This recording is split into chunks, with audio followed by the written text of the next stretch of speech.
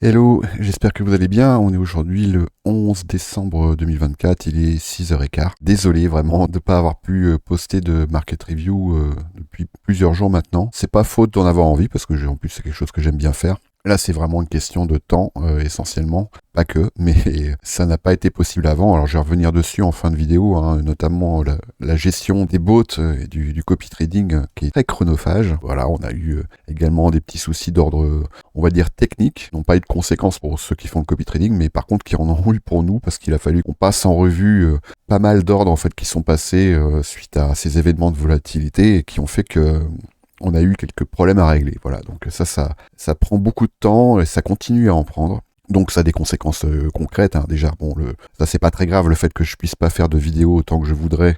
Je sais que vous êtes entre de bonnes mains et que notamment Tonton poste à peu près 3 vidéos tous les jours et c'est une mine d'or, une mine d'informations pour vous. Et puis je vais parler également d'autres contenus que si c'est pas déjà le cas, je vous conseille ardemment d'aller consulter. Et puis ça a des conséquences concrètes également sur moi en tant que trader, parce que évidemment le trading c'est quelque chose qui me passionne, et là je suis un petit peu frustré actuellement de ne pas pouvoir y consacrer plus de temps. Mais bon, après c'est comme ça, on va dire que ce sont des moments, des saisons, des temps où on va faire plus de choses que d'autres. Bon là actuellement c'est les bots qui occupent beaucoup de temps, et moi je suis un grand adepte de Pareto, et donc je travaille beaucoup pour faire en sorte que ces bots et le plus d'autonomie possible, de sorte à pouvoir me consacrer à d'autres activités. Alors cette vidéo, je vais la nomenclaturer dans la partie Market Review. Vu que j'en ai pas fait depuis très longtemps, on pourrait même considérer que c'est un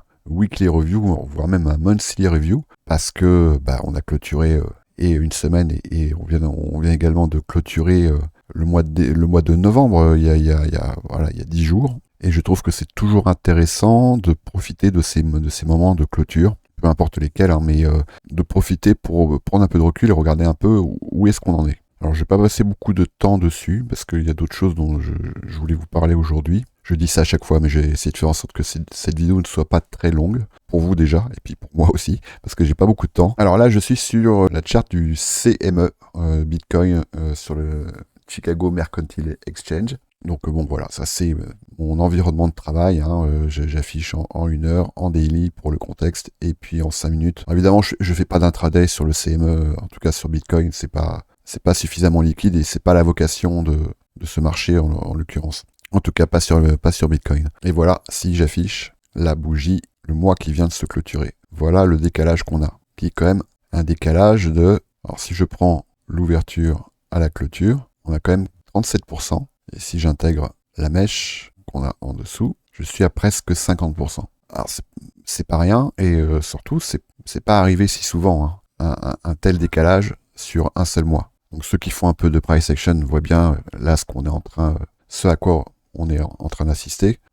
Il va falloir attendre la clôture et du mois de décembre et de l'année 2024 pour observer un peu ce que l'action du prix va laisser derrière elle à l'occasion de cette clôture. En tout cas, on se retrouve ici avec un influx qui va plus ou moins rapidement, je ne sais pas prédire l'avenir malheureusement, constituer une zone d'intérêt. C'est évident, et ça a été le cas par le passé. À chaque fois, on voit les impulsions, elles constituent des zones d'intérêt qui sont au moins partiellement retestées. Bon, là j'extrapole un petit peu parce que ça c'est pas forcément quelque chose qui va nous concerner tout de suite. Je l'espère pas en tout cas, mais après pourquoi pas. Et voilà, en daily, en weekly déjà, comment se traduit cette impulsion. On peut déjà constater qu'elle laisse derrière elle une zone d'intérêt qui cette fois-ci est actée, hein, vu que les 4 bougies weekly qui ont succédé sont clôturées. Donc une inefficience ici, et ici un GIB, un gap imbalance, notamment dans cette zone entre les 78 780 et les 81 520. Bon, c'est pareil, hein, des gaps, il y en a encore, hein, qui restent non comblés. J'en avais repéré plusieurs, donc ça ne veut pas dire qu'ils vont être comblés tout de suite. Statistiquement, ils ont quand même de grandes chances de l'être à un moment ou à un autre. Donc ça pourrait constituer, cette zone, un point de rendez-vous à l'occasion des multiples retracements qu'on peut observer dans les phases de bull run. On est actuellement en train d'en vivre un, qui est, personnellement, je trouve assez contenu en fait. Donc ça veut dire que le retracement actuel pourrait nous conduire à un retracement plus profond. ça serait pas du tout déconnant. Et ça serait pas du tout déconnant de venir retester cette zone. Donc toujours est-il que des gaps, que ce soit des gaps imbalance ou des volumes imbalance, comme ici par exemple, ce sont des zones qui sont retestées la majeure partie du temps. Parfois très longtemps après, vous voyez ici par exemple, décembre 2020, cette zone-là n'a été retestée qu'en mai 2022. Donc après, il ne faut pas oublier qu'on sort d'une longue période de consolidation qui aura donc duré de mars 2024 à novembre 2024. Et ce qu'on peut observer, et ça c'est dans l'ADN de l'action du prix, c'est que suite à une impulsion, ça vous pourrez l'observer aussi sur les marchés traditionnels, suite à une impulsion, on a souvent après une phase de consolidation, ensuite une phase de manipulation qui nous conduit après sur soit une continuation de l'expansion qui a précédé cette consolidation, soit un reversal. On voit ici par exemple expansion, manipulation, reversal. Ici, on peut observer expansion, consolidation, manipulation, continuation. Voilà, ça c'est vraiment des schémas classiques. Donc de là à dire que le prix a peut-être besoin ici déjà de rentrer dans une phase un peu d'acceptation, au-dessus des, on va dire au-dessus des 90 000, et que pour continuer son chemin, il va avoir besoin déjà d'une phase un peu de digestion, et ensuite pourrait se traduire par, si c'est pour aller plus haut, par une phase de consolidation qui pourrait durer un certain moment. Si c'est pour aller plus haut, une phase de manipulation, et ensuite expansion. Si c'est pour aller plus bas, pour aller s'engager dans cette zone, ce que je n'exclus pas, ça se traduirait dans ce cas-là par une phase de manipulation ici, et un reversal dans cette zone. Voilà, bon, je dis pas que c'est ce qui va arriver. A priori, lorsqu'on a comme ça deux scénarios, deux hypothèses envisageables, moi j'ai tendance à privilégier l'hypothèse qui va dans le sens du momentum. Et on voit bien ici que en weekly, en tout cas, le momentum, il est haussier. Et c'est sûr que le momentum est quand même un critère très puissant. Maintenant, si je passe en daily, on observe ici cette phase de consolidation là qui aura duré 8 mois. Ici, cette phase de manipulation, cette fameuse mèche. Alors sur Binance, elle était au 48K. Là, ici sur le CME, on est au 51K. Manipulation et ensuite expansion. Donc on voit bien que si on compare toute cette phase, la durée de toute cette phase et celle-ci, c'est rien du tout. Ce qu'on peut observer ici, c'est un affaiblissement du momentum qui, moi personnellement, m'amène à penser que on pourrait s'engager ici sur une phase de consolidation qui pourrait peut-être nous amener sur début 2025. Le mois de décembre est quand même une période très particulière qu'on observait jusqu'à présent, notamment sur les marchés traditionnels, parce que il y en a beaucoup qui clôturent leur position, juste pour des questions comptables en fait. Et vu que maintenant, on sait que Bitcoin a accueilli depuis quelques mois beaucoup d'engagements institutionnels, notamment à travers les ETF, mais pas que, il est possible, il est même très probable qu'on observe certains comportements dans l'action du prix qui pour l'instant, qui jusqu'à présent était plutôt l'apanage des marchés traditionnels. Donc notamment cette phase comme ça un peu d'attente en fin d'année. Alors il y a quelque chose qui est assez intéressant et que le CME ne montre pas, mais qu'on peut observer sur Binance, c'est voilà cette mèche. Je vais faire un peu de ménage. Voilà ici, donc c'est la bougie du jeudi 5 décembre. Alors bon, c'est une journée, enfin une semaine même, on pourrait dire, qui est quand même pas anodine parce qu'il y a eu pas mal de news impactantes, notamment les chiffres de l'emploi, enfin du chômage, qui étaient plus importants que ceux qui étaient escomptés. Donc ça constitue quand même une sorte de surprise pour les marchés. Et puis, c'est vrai que depuis quelques temps, les débuts de mois sont quand même pas terribles pour le marché crypto. Et là, on peut tout à fait l'observer ici. Donc il est tout à fait possible qu'on ait ici la délimitation d'un range dans lequel on pourrait s'installer quelque temps. Le voilà.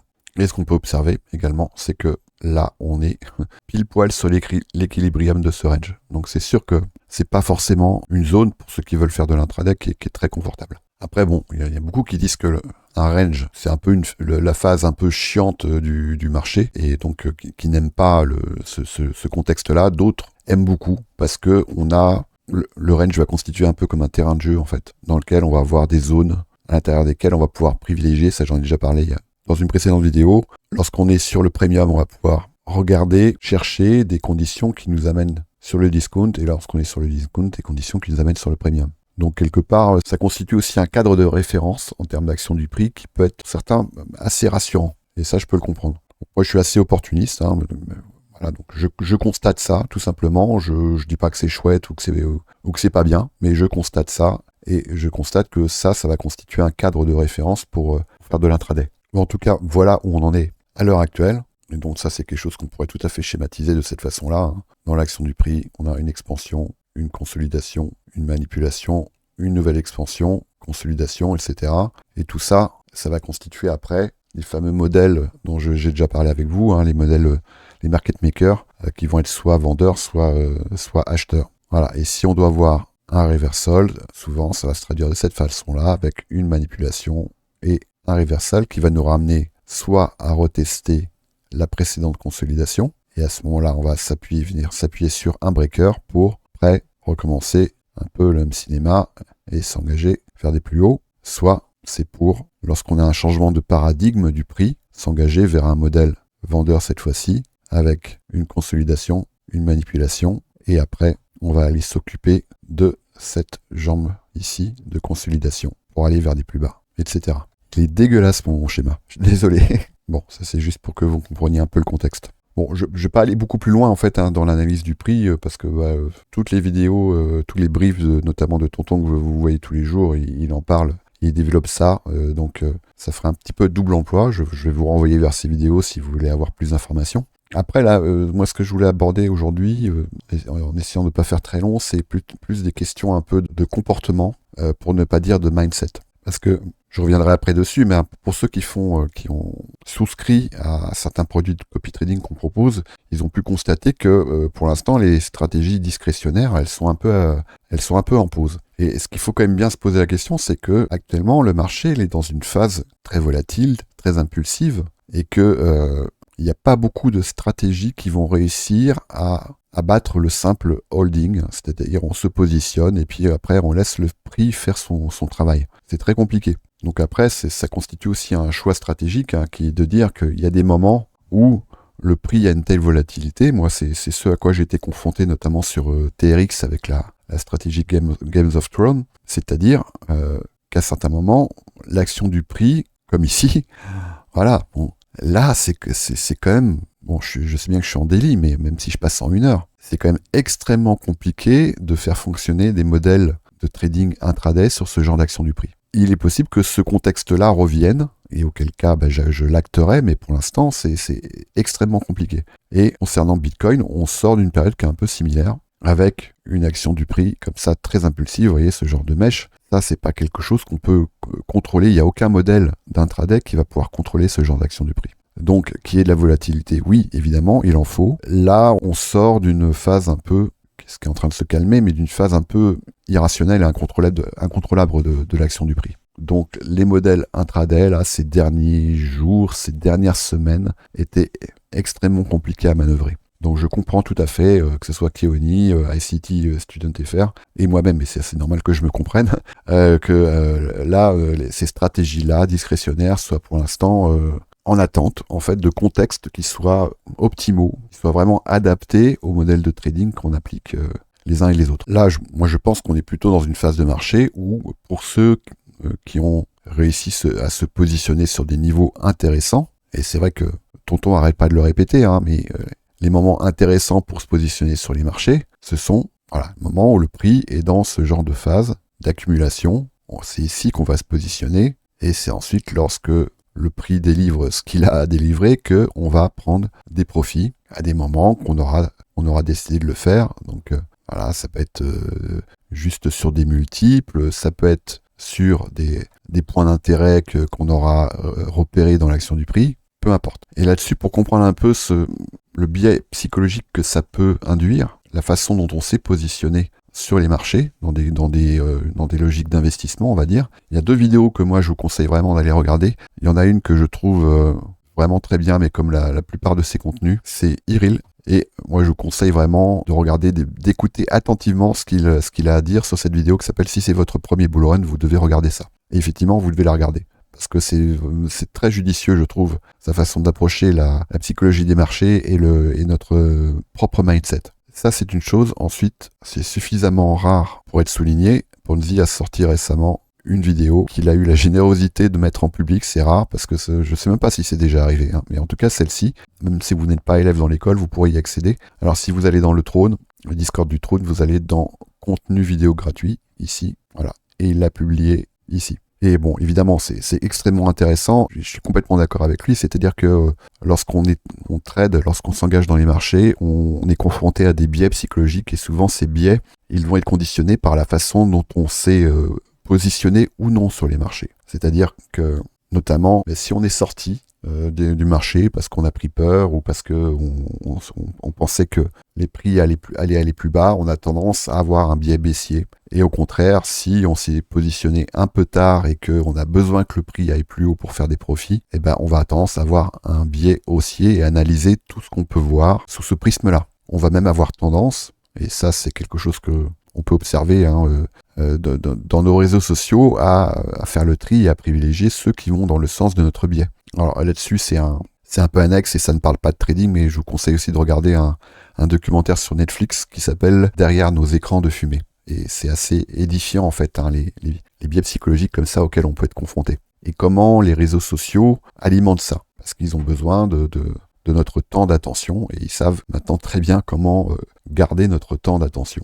Alors, il y a un autre biais auquel il faut que vous soyez attentifs. C'est ce qu'on appelle, je crois que j'en avais déjà parlé dans une précédente vidéo, c'est l'aversion à l'inégalité ou l'aversion à l'iniquité. Bon, je vous laisserai regarder, hein, mais en gros, c'est un phénomène qui montre que les individus, ils ont tendance à ressentir de l'aversion pour les situations d'inégalité. Et donc, même lorsque celles-ci leur sont favorables. C'est-à-dire, gagner plus que les autres peut générer un sentiment de culpabilité ou de malaise, tandis que gagner moins peut susciter de l'envie ou du ressentiment. Alors, je me souviens d'une étude, je n'ai pas retrouvé les références, hein, qui démontrait que les gens, en fait, si on leur laisse le choix, ils préfèrent gagner moins, mais un peu plus que les autres, plutôt que plus, mais un peu moins que le groupe, que les autres. Voilà, donc c'est sûr que c'est des phénomènes qu'on va pouvoir observer notamment sur des groupes comme Discord ou Telegram, où on voit des gens qui affichent, on en voit régulièrement, qui affichent des gains, voilà, qui montrent des trades qu'ils ont passés, ou leur PNL, des positions souvent gagnantes, hein. C'est rare que les gens partagent des positions perdantes, et ça, bon, on peut le comprendre, hein. Mais bon, après ça a un effet un peu dopamine, on va dire, hein. Et c'est sûr que d'être confronté, d'être exposé à longueur de journée aux gains des autres et de se dire moi j'ai pas gagné autant, c'est quelque chose qui peut induire un biais qui peut être dévastateur en fait. Et ça c'est quelque chose que Ponzi explique très bien dans sa vidéo, c'est-à-dire que ce qu'on a beaucoup tendance à regarder, pas forcément le prix des assets, hein, dans lesquels on est investi, c'est cette fameuse courbe d'équité, notre UPNL, U pour Unrealized. Alors je dis à certains c'est avec un tableur Excel, d'autres c'est avec des applications. Il y en a plein, hein, comme Finari, Constat, bon, peu importe. Et en fait, ce sont des applications qui produisent une courbe d'équité qui, à un moment donné, va faire quelque chose comme ça, comme ça, comme ça, comme ça. Et puis, à un moment donné, voilà ce qui peut se passer. Et en fait, bon, ça déjà, tant que c'est pas vendu, ça n'a aucune valeur. C'est-à-dire que là, si à un moment donné, vous êtes retrouvé, je sais pas si c'est quoi vos objectifs, mais on va partir d'un chiffre ici, avec 100K, 100 000 $, en fait, quand le marché va commencer à retracer, pas forcément définitivement, hein, mais il y a toujours des phases de respiration dans le marché, vous n'allez pas forcément penser à votre point de départ, d'où est-ce que vous êtes parti. Donc ça pourrait être ici par exemple. Ça pourrait être votre point de départ. Vous n'allez pas forcément penser au fait que sur ce point-là, là où vous êtes, vous avez réalisé, on va pas mesurer, mais vous avez peut-être réalisé 60, 70, 100%, 200%, 300%, vous avez peut-être fait x10, vous allez vous focaliser davantage sur l'ATH de votre équité. Et ça va devenir votre point de référence. Alors que c'est un point de référence qui n'a absolument aucune valeur. C'est pas ça qui est important. Comme le dit Iril dans sa vidéo, l'important c'est de faire de l'argent, c'est de gagner de l'argent. Et ce qu'on a pu observer, notamment en mai 2021, c'est que c'est très compliqué pour les gens, et je m'inclus dedans évidemment, d'accepter, de se dire, voilà, en fait mon ATH, c'est pas ici, c'est là, ou c'est peut-être même là. Et faut pas que j'oublie que ici, j'ai quand même réalisé un fois, je sais pas combien. Ça, c'est très compliqué. C'est très compliqué d'accepter de revendre, d'accepter l'idée que le prix puisse partir plus haut, sans nous, et que tout ce qu'on envisageait de pouvoir réaliser avec cette cet ATH, tout l'argent qu'on avait ici virtuellement, c'est pas avec ça en fait qu'on va terminer ce cycle, c'est avec moins. Donc il faut vraiment faire attention, il faut garder beaucoup de recul par rapport à ce fameux ATH de notre équité. Donc après, il y a, on est des êtres grégaires, hein, et c'est sûr que lorsqu'on voit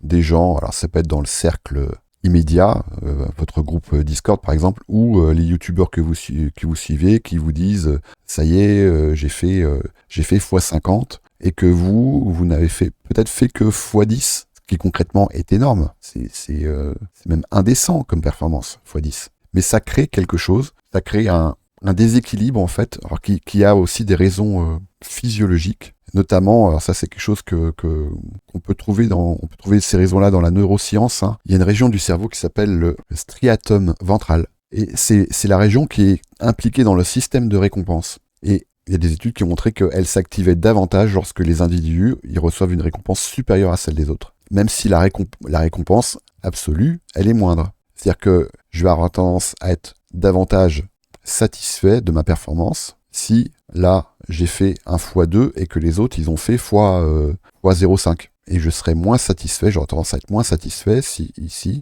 j'ai réalisé un x2 mais que tous les autres autour de moi ils ont fait x10. Donc il faut bien se méfier de ces biais-là. Et si je devais même aller plus loin, et c'est peut-être un scoop que je suis en train de vous donner, j'espère pas pour vous évidemment, mais c'est peut-être le cas, l'ATH de votre équité actuellement est peut-être derrière vous. Ça on peut pas le savoir. Peut-être que la phase de marché qu'on observe actuellement est le début, comme je l'ai expliqué tout à l'heure, d'un retracement qui sera plus profond et qui vous amènera à un moment donné, parce que la perte sera devenue trop douloureuse, à revendre vos actifs. Ça, on ne peut pas le savoir, on ne peut pas l'anticiper. Ceux qui vous disent qu'ils le peuvent sont soit incompétents, soit menteurs, mais il est possible que vous ayez déjà dépassé votre pic de gain en fait sur ce marché. Et si c'est le cas, à un moment donné, il va falloir accepter et revendre vos actifs en vous enlevant l'idée que vous sortez perdant. Enfin, j'espère pour vous. Mais ça, évidemment, ça va dépendre de comment vous vous êtes positionné sur les marchés. Si vous arrivez tout juste dans l'environnement crypto, parce que vous avez entendu parler de Bitcoin, parce qu'il était à 100K, ça sera d'autant plus compliqué, évidemment. Si par contre, vous en êtes déjà à votre deuxième, troisième cycle, et que vous avez notamment suivi les enseignements dispensés dans cette école, vous êtes probablement positionné sur des niveaux qui sont intéressants et qui vous permettraient, là, aujourd'hui, maintenant, tout de suite, de sortir avec des gains substantiels, conséquents, et dont vous pourriez vous satisfaire. Et voilà, je sais que c'est compliqué à entendre, mais il faut l'entendre. En tout cas, ce qui est sûr, c'est qu'à partir du moment où il est impossible et aventureux de prévoir l'avenir, de prévoir ce que le prix va faire, il y a quand même des comportements qu'il faut savoir adopter. Et de toute façon, si vous les adoptez pas maintenant, si vous les avez pas adoptés jusqu'à présent, vous y viendrez, ça je peux vous le garantir. Le premier, c'est de prendre des profits, d'accepter de revendre avec un hypothétique manque à gagner. C'est sûr que si j'ai revendu du Bitcoin aux 80 000 parce que c'était dans mes objectifs, je le fais en admettant, en acceptant l'idée que le prix il va peut-être aller plus haut.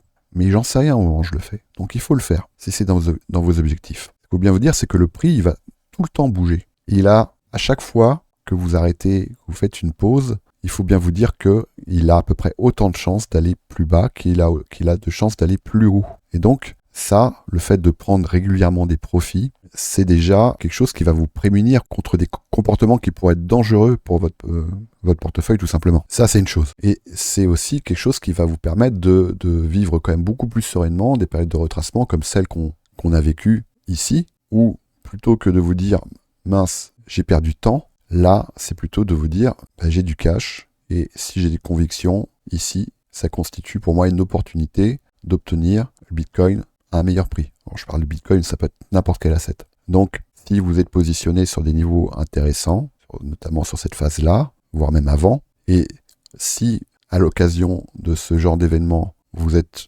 catastrophé, vous vous posez des questions, savoir déjà comment se fait-il que ici, vous n'ayez toujours pas pris de profit. Ça, c'est déjà une première question à se poser. Comment se fait-il que ici, vous n'ayez plus suffisamment de cash pour recharger? Comment se fait-il que lorsque vous avez analysé un token comme, comme Link par exemple, le prix a monté et puis vous avez identifié des zones d'intérêt, et comment se fait-il que lorsque le prix revient, vous n'êtes plus capable d'acheter? Soit parce que vous n'avez pas les liquidités nécessaires, parce que vous n'avez pas pris vos profits, soit parce que ça provoque une aversion au risque, hein.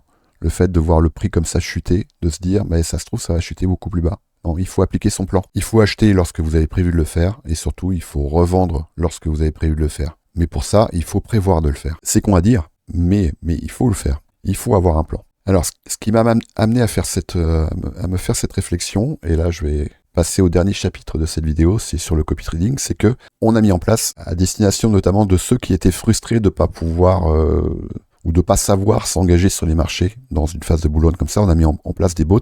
Ce sont les bots AQ, accumulation. Et en fait, c'est un bot qui va acheter sur des phases de retracement, qui sont plus ou moins profondes, mais en tout cas, le bot, il est paramétré pour acheter sur des phases de retracement qui génèrent 1. Du displacement, 2. Des inefficiences, 3. Du volume. Voilà, je vous dis pas exact le détail, mais voilà, en gros, ce sont les critères qui font que ce bot, il va décider de s'engager. Parce que on part, en tout cas, on souhaitait proposer un produit à ceux qui, je dis pas que c'est forcément notre cas, mais à ceux qui ont la conviction que on s'engage sur une alt season ou qu'on est peut-être dans une alt season et que les prix ont vocation à aller plus haut. Et il y a 2 phénomènes assez intéressants que j'ai pu observer.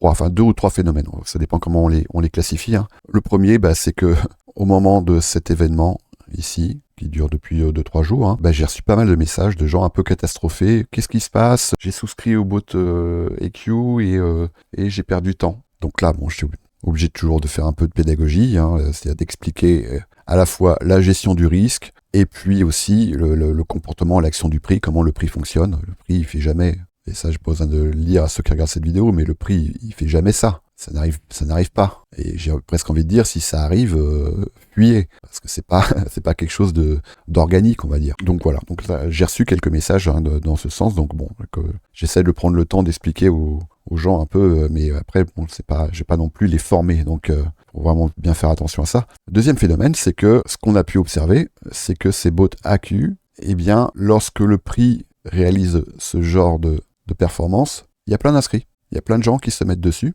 Par contre, lorsqu'il fait ça, et ça a été le cas par exemple sur le dernier que j'ai mis en ligne, qui est le AQ Gaming, donc là ce sont des assets dans le secteur du gaming, hein, ce qu'on ne proposait pas jusqu'à présent, lors de cette phase de retracement ici, on a eu 3 inscrits. Ici, on en a eu, pas dire de bêtises, mais plusieurs centaines. Et ça, c'est quand même bien le révélateur d'un comportement qu'on peut observer sur les marchés, notamment chez ceux qui n'ont pas beaucoup d'expérience, qui va être d'être toujours un peu pris sous le coup de l'émotion, d'avoir toujours l'impression de passer à côté de la chance de sa vie et que c'est maintenant. Mais par contre, lorsque le prix réalise ce genre de mouvement, là, on voit les prix baisser, on voit son PNL diminuer et ça provoque une aversion au risque. Et là, alors que ce sont les moments justement où il faudrait songer à prendre des risques, et là, on voit tout de suite qu'il y a beaucoup moins de monde. Donc après, c'est pas une fatalité, c'est quelque chose auquel on peut se former. Et je pense que se former, investir en soi, c'est probablement la première chose à faire lorsque vous voulez vous confronter à des marchés comme le marché crypto. Parce que sinon, votre espérance de vie, elle est franchement pas très longue. Je vais pas vous mentir, hein, et vous vendre du rêve, hein, mais ce genre de mouvement ici de moins 30%, y compris sur des phases haussières, c'est très régulier. Il suffit de regarder ce que le prix a réalisé par le passé. Alors c'est vrai que des fois je vois passer des questions, est-ce que le prix peut faire ci, peut faire ça, mais en fait, ouvrez une charte et allez voir. C'est la meilleure validation que vous pourrez trouver, c'est la vôtre, hein. Allez voir, allez constater pour vous-même. Allez constater que par le passé, donc là j'étais sur Link, mais y compris sur les phases haussières, par le passé, le prix, il a déjà retracé de 20% ici. Alors ici, on avait un événement de liquidité ici de 15%, et on va en trouver plein des comme ça. Voilà, ici, juste avant l'impulsion d'octobre 2023, qu'est-ce qu'il a fait le prix? Moins 25%. Et si je vais voir, sur cette phase haussière également, là, on est passé de 15 000 à 30 000, c'est-à-dire qu'on a fait x2. En chemin, on a eu ici moins 23%, etc., etc. Allez voir notamment ce qui s'est passé lors des précédents bull runs, notamment celui de 2021. On est dessus. Ici, qu'est-ce qu'on a eu? 25%. Et moi, j'étais là, évidemment, hein, et je peux vous dire que les gens étaient en panique et vraiment, on menait pas large. Ici, qu'est-ce qu'on a eu avant la TH? Moins 15%. Alors, je suis pas en train de dire, je vais pas refaire le début de la vidéo, je suis pas en train de dire que ça va aller plus haut, je suis juste en train de dire que ça, c'est rien. C'est rien du tout sur le marché crypto. C'est absolument rien du tout de voir, alors d'autant plus sur des assets comme Shiba, hein, d'observer comme ça des retracements de 30%, mais c'est absolument rien. C'est ce qu'on a eu ici. Ici, on a eu 30% également. Et ici, avant de faire des nouveaux plus hauts, on avait eu, pareil, 30%. C'est rien du tout. Donc si je dois aller faire un tour sur le copy trading, je vais m'arrêter rapidement hein, parce que bon, là, je pense que ça commence à faire déjà un petit peu long. Voilà les stratégies AQ, et on voit que le fait d'avoir réussi comme ça à moyenner le prix, c'est-à-dire à acheter les retracements, on ne se retrouve pas, nous, sur ces stratégies à moins 30%. On se retrouve voilà, sur le secteur AI, on est à moins 7% pour l'instant. Deepin, on est à moins 6%, Layer 1, on est à moins 7%. Le secteur des mèmes est beaucoup plus volatile, donc ça c'est normal, on est à moins 13%. On n'est pas à moins 30% ici, vous voyez. Hein. Blue Chips, 5%. Donc voilà, le Moyen-Âge à la baisse a réussi à contenir et à contrôler le drawdown qui de toute façon fait partie du voyage hein, dans un bull run. Il y a des drawdowns. Sur la DeFi, on est à moins 1,7%. Secteur Metaverse, on est à moins 1,2%. Et parce qu'il a été lancé un petit peu après, et qu'il a pu profiter davantage de cette baisse de ces derniers jours, sur le secteur des infrastructures, on est à presque plus de 2%. Et donc, pour l'instant, le gaming, il n'y a pas beaucoup de monde dessus. Donc, je suis un peu embêté parce que concrètement, ce serait un moment, je pense que c'est un moment intéressant pour le mettre en route, mais bon, après, si c'est pour profiter à, je sais pas combien vous êtes dessus actuellement, à peu de personnes, pourquoi pas, de toute façon, à un moment donné, il va partir et ce bot, il va venir récompenser ceux qui se sont positionnés dessus. Donc, je vais attendre encore quelques heures et celui-là, je vais le lancer. Donc, si la raison pour laquelle vous ne vous êtes pas positionné sur ce bot, c'est que vous avez peur, moi, j'ai envie de vous dire, n'ayez pas peur, juste gérez correctement votre risque.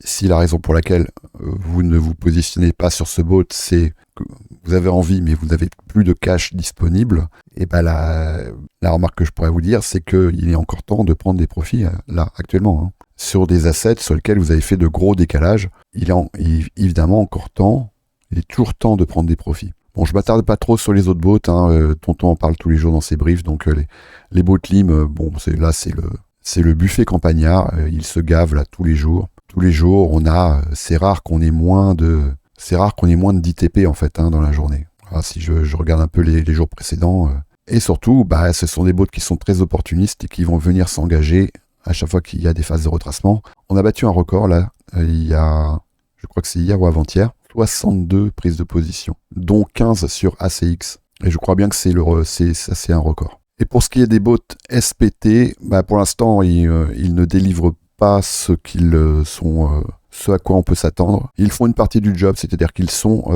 ils arrivent à être en position la plupart du temps, mais souvent ça se résout une légère perte ou un léger gain. Donc pour l'instant, ces bots sont plus ou moins à l'équilibre. Alors je sais bien qu'il y en a certains peut-être d'entre vous qui sont en perte et d'autres qui sont en léger gain, ça dépend sur lesquels vous êtes. Le type d'événements que les bots SPT recherchent pour l'instant ne se sont pas encore produits. Et après, bon, c'est pas forcément étonnant. Les backtests montrent que ce sont des événements qui sont pas si fréquents, donc ils sont en attente. Bon, en ce qui me concerne, parce que j'ai besoin d'observer le comportement de ces bots, je réplique les 4. Donc, je suis en légère perte sur les 4, mais pour l'instant, ce sont des pertes qui sont vraiment bien contenues, je trouve. Je le répète, pour ceux qui n'ont pas vu les précédentes vidéos, mais moi, je recommande de ne pas engager plus de 1% de risque sur ce bot.